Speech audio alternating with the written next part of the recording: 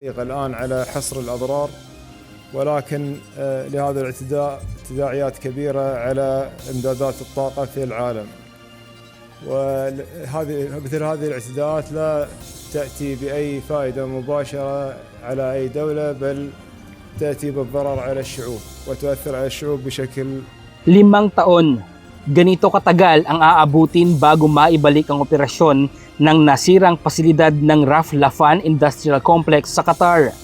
Ayon sa Foreign Ministry ng Qatar, walang pakinabang sa alinmang bansa ang paninirang ito ng Iran, kundi bagkus ay panganib sa mga tao at malaking dagok sa pandaigdigang supply ng enerhiya. Bunsod ng pagkasira sa kanilang pasilidad, 17% ng global supply ng liquefied natural gas ang hindi nila maibibigay sa mahabang panahon, ayon kay Qatar Energy Minister Saad Sherida Al-Kaabi.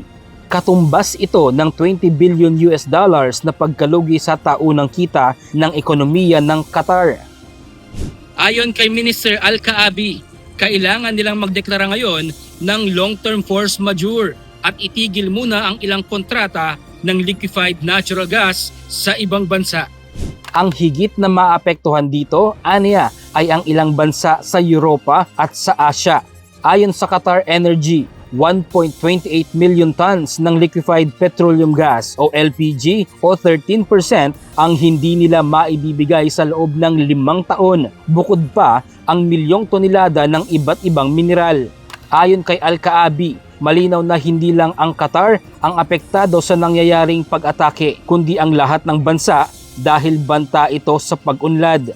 Sa ngayon, nananatili ang banta ng Iran. Ayon kay Iranian President Masoud Pezeshkian, nirerespeto nila ang panawagang de-escalation o pahupain na ang gulo sa pagitan ng US, Israel at Iran.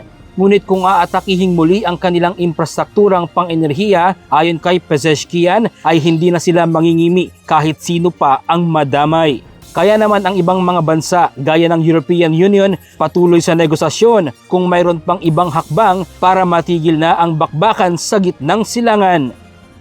Iran's attacks on Qatar energy infrastructure create further chaos, and it's clear that we need an exit from this war, not escalation. And that's why I've been also doing the diplomatic outreach to Iran to find different solutions.